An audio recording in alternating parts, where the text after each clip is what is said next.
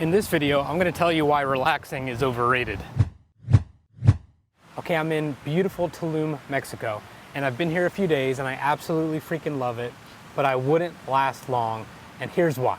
Look, my belly is full, the ocean is nice and warm, my skin is golden brown, like all these things, like it's like heavenly, right? Like I deserve this vacation, everything's fantastic. It is absolutely enjoyable, but I do think relaxing is overrated. So the first thing you need to know is I'm an advocate for self-care. You're watching this channel because maybe you're discovering that self-care is really important. You may have put it on the sidelines for a while, maybe in that shitty job, you may be in that bad relationship or whatever it may be, but the entire premise of this channel, what I'm trying to convey to you is that self-care means putting yourself first, okay, and learning about how to care for yourself. So I will never advocate against the things that you should be doing for your own mental health, physical health, vacation, relaxation, all those types of things. It's also the reason I'm trying to tell you that you should leave that job that makes you miserable. It's also the reason I'm telling you you should not go to school if you don't feel like you need to go to school. It's also the reason that I'm telling you that maybe your boyfriend or girlfriend, maybe that relationship or that marriage needs to end, okay? You are now at a point in your life where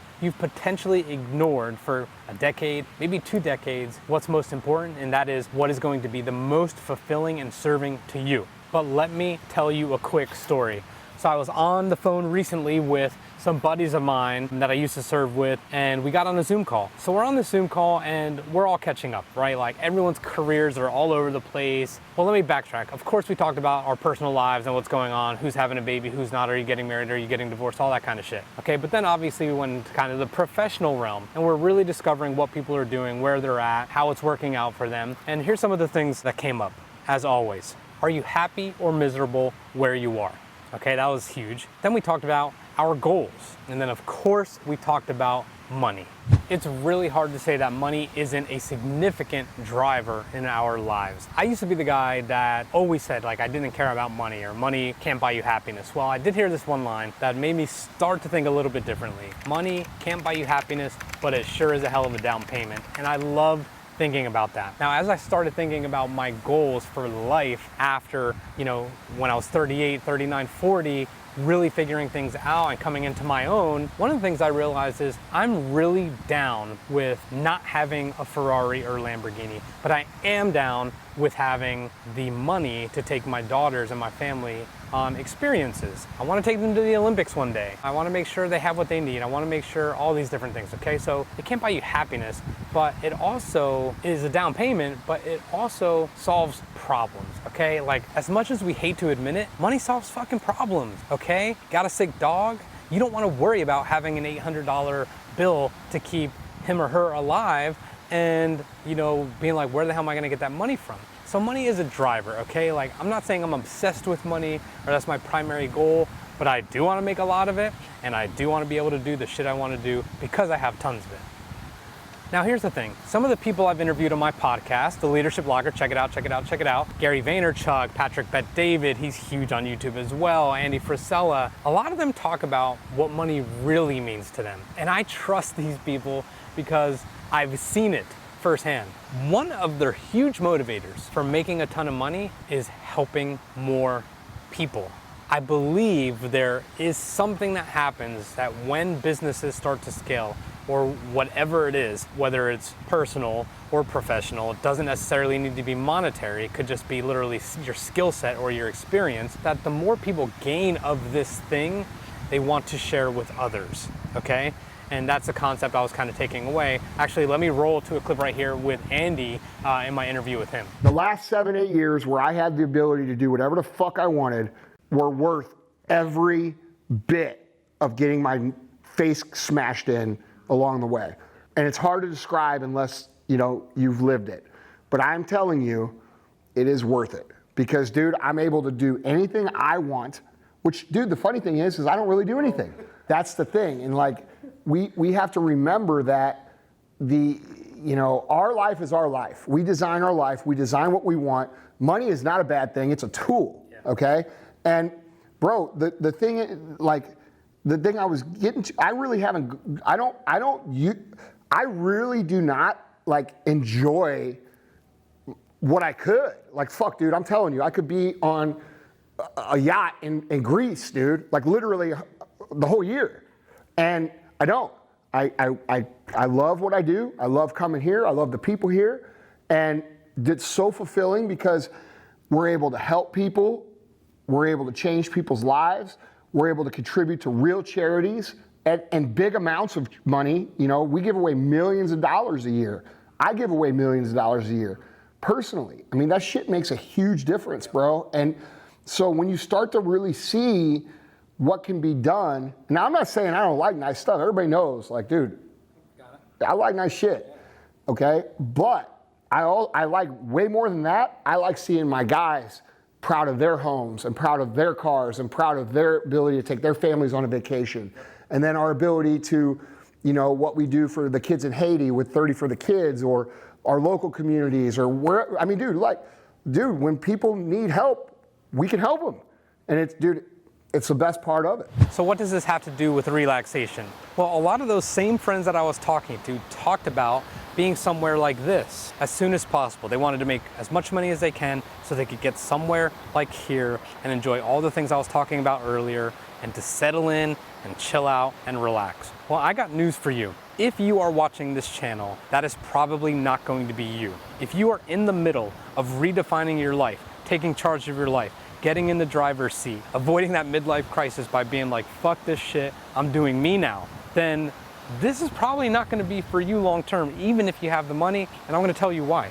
I mentioned it earlier, but you will realize that you've neglected yourself, okay? This is all going back to self-care. You've realized, holy shit, I've neglected myself significantly. Whether it's that job or that relationship or whatever it may be, male or female, maybe it's your fitness, maybe it's your diet, maybe it's your salary, maybe it's whatever. You've realized in some capacity that you neglected yourself. So what does that mean? That means your thirst is going to be unquenchable once you flip this switch and have started implementing some of the things I've talked about in some of the previous videos.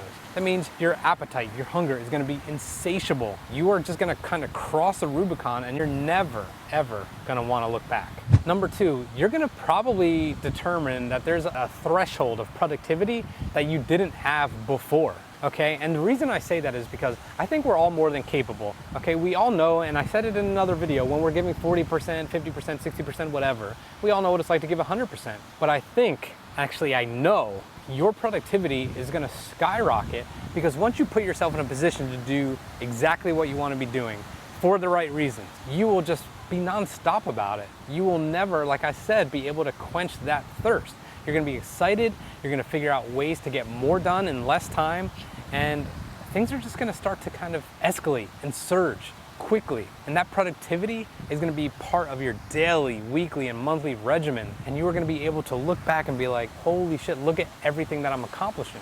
And the reason that's gonna happen is because you're not doing it for anybody else, you're doing it for you. Here's one that's probably gonna sound nuts. You're gonna become a little bit more selfish, and you're gonna separate yourself from the crowd. You're gonna start to realize that prioritizing yourself and doing the things that you want, even if it affects your friendships, your family, your job, your livelihood, if you're doing the things that you want, that is gonna seem selfish to some people. And that is actually a good thing, because you're gonna start to separate yourself from what people think is supposed to happen. If I think I'm supposed to be sitting on one of these for weeks or months at a time, because that's the cool thing to do, and that is a pinnacle of success, then who am I kidding? What if that's not what I want? You're gonna discover that you actually don't wanna follow the crowd, and the crowd is bullshit. We all have different DNA. We all have different taste buds. We are all different. Fingerprints, same thing. So we're gonna discover what it is that we actually want, and I have no idea what that's gonna be for you. I know what it is for me, but what it doesn't include is doing what everyone else does, and people become intimidated by that separation. Your friends, your family are gonna be like, what do you mean you don't wanna come out? Or what do you mean you don't wanna do this? Or what do you mean you don't wanna go on vacation? A lot of these things are gonna start to trickle down, and trust me, this is a very, very good sign. The last thing I wanted to say is that you're probably gonna realize that you don't belong here for months and weeks on end once you hit it, and once you've taken control of your life, is because there's no finish lines. There's only starting lines. And what I mean by that is your threshold for satisfaction, your threshold for accomplishing goals is only going to increase. Or actually, I guess it would decrease, right? You're gonna be like, that's not enough. That's not enough. You're gonna want more. For everything that you accomplish, you're gonna realize that you were built for more. And as you start to realize that you were built for more, you're gonna be like, there's no finish lines to this thing. There's only starting lines. Like, what's the next endeavor? What's the next step? How much more can I do? Again, getting back to that kind of abundance mindset when it comes to money. Like, what can I do if I made this much more for this many people, or for my family, or for generational wealth, or to be independently wealthy, if we're just strictly talking about money? What are we going to do if this means setting your family's trajectory in a totally different direction by being entrepreneurs or being physically fit when everyone in your family was overweight? The possibilities are endless, but again, what you're going to discover once you redefine yourself and once you have this kind of change of identity because you've been putting things into practice, besides the productivity, besides the growth, is you're just going to say to yourself, there's just no finish lines. Like, my work is not done here. And you're probably going to start thinking to yourself, my work is not done here until I can't work anymore. So look, there's no denying that this is freaking amazing. But is this the goal? Ask yourself, if this is what you want long term, ask yourself, is it your goal or someone else's goal? So check out the rest of our videos if you haven't already. Subscribe. I'd love to hear what your thoughts are on this. And if you don't have any thoughts on this, then definitely tell me your favorite vacation spot that you could imagine yourself at for weeks or years on end. See you later.